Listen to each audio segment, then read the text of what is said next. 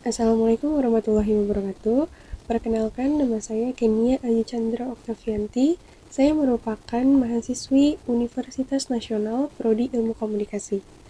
Pada kesempatan kali ini, saya akan membahas tentang kasus pernikahan serta pembubaran acara pernikahan pada masa pandemi COVID-19 ini di tahun 2021. Virus COVID-19 ini bermula dari negeri tirai bambu pada tahun 2020 lalu hingga sekarang telah mewabah pada seluruh penjuru dunia, termasuk Indonesia. Virus ini tengah menjadi pandemi yang sangat mempengaruhi seluruh aspek kehidupan manusia yang awalnya baik-baik saja. Dapat dikatakan bahwa seluruh lapisan masyarakat ikut terdampak dari adanya pandemi ini. Di Indonesia, pandemi COVID-19 dalam penanganannya diupayakan berbagai kebijakan dan kampanye yang dilakukan oleh pemerintah dan atau lembaga terkait. Misalnya, kampanye mengenai 3M, mencuci tangan, memakai masker, dan menjaga jarak, tagar di rumah saja, meningkatkan iman dan imun, serta banyak lainnya. Lalu, kebijakan-kebijakan yang dilakukan pemerintah dalam rangka untuk menekan angka penyebaran virus seperti PSBB atau pembatasan sosial berskala besar, PSBB new normal, dan bantuan sosial, serta banyak hal lainnya.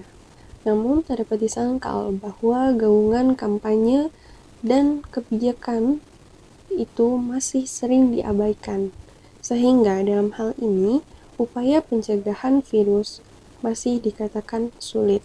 Berdasarkan data terakhir menurut laman covid.go.id, data menunjukkan pada tanggal 13 April 2021, Indonesia mencapai kasus positif COVID-19 hingga 1,50 juta jiwa, kesembuhan 1,42 juta jiwa, serta kematian mencapai 42.782 jiwa. Sehubungan dengan hal tersebut, kita mengetahui bahwa masih besarnya angka penyebaran COVID-19 di Indonesia. Pemerintah kita, Indonesia, tentu telah mengindahkan upaya pembuatan peraturan mengenai adanya kerumunan. Salah satunya yang terkait dengan kerumunan adalah acara pernikahan. Baru-baru ini negara kita dihebohkan dengan adanya penyelenggaraan acara pernikahan selebriti yang turut mengundang Bapak Presiden Jokowi serta Bapak Menteri Pertahanan Prabowo, juga turut mengundang banyak artis lainnya.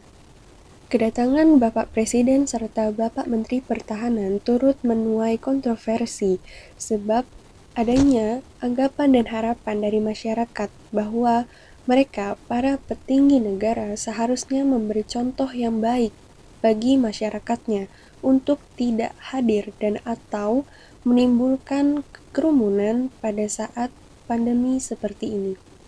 Berdasar banyaknya faktor-faktor yang menjadikan acara tersebut heboh dan menjadi perhatian adalah kehadiran dari para petinggi negara kita, yakni Bapak Presiden Jokowi dan Bapak Menteri Pertahanan Prabowo, serta ramainya tamu yang hadir pada acara tersebut. Mengingat kembali bahwa tentu adanya peraturan yang mengatur tentang pelaksanaan acara pernikahan pada masa New Normal 2021. Peraturan yang mengatur mengenai pelaksanaan acara pernikahan pada masa New Normal di tingkat nasional adalah sebagai berikut. Yang pertama, jadwal pernikahan ditentukan oleh pihak KUA. Yang kedua, selain melalui simkah.kemenak.go.id, pendaftaran dapat juga dilakukan melalui email, telepon, atau datang langsung ke KUA kecamatan.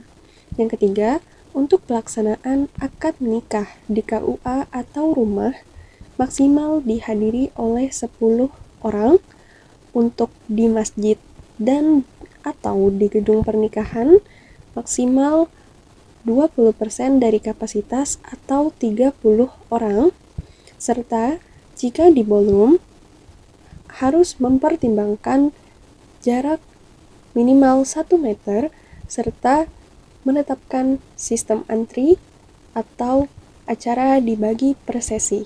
Terkait tema utama, di beberapa daerah di Jakarta, saya mengambil contoh di daerah Durensawit dan Kebonpala, Jakarta Timur, sempat terjadi pembubaran acara pernikahan non-selebritis pada masa pandemi COVID-19 ini. Timbul pertanyaan, mengapa pada pernikahan selebriti yang terbilang acaranya megah tidak dikenakan sanksi, sedangkan pada beberapa kasus di pernikahan non-selebriti terdapat sanksi seperti pembubaran acara. Menurut saya, alasan-alasan mengapa pernikahan non-selebriti yang terjadi di Durensawit dan Kebonpala dilakukan sebuah pembubaran adalah sebagai berikut.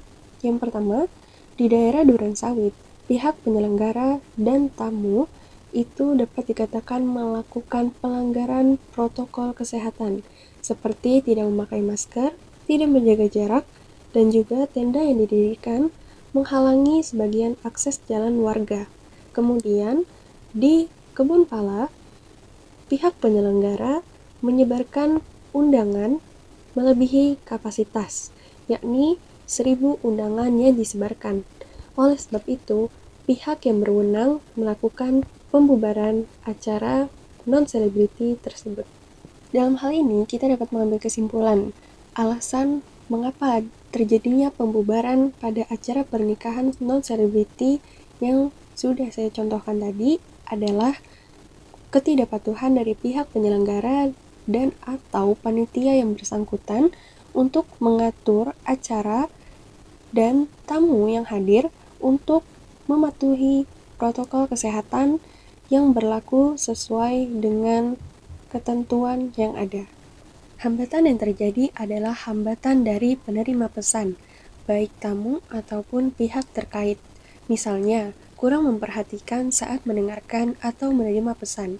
Yang kedua, sikap tanggap yang keliru. Yang ketiga, tidak mencari informasi lebih lanjut mengenai ketentuan yang berlaku. Mengingat kembali bahwa komunikasi dapat berlangsung jika terjadi kesamaan makna dalam pesan yang diterima oleh komunikan.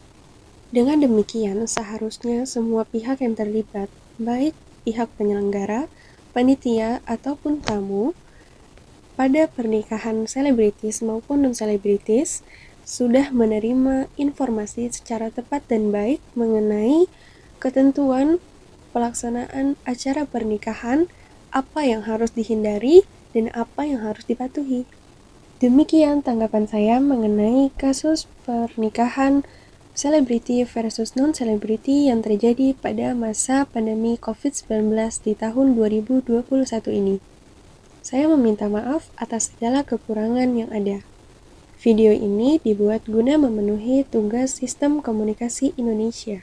Terima kasih atas perhatiannya. Wassalamualaikum warahmatullahi wabarakatuh.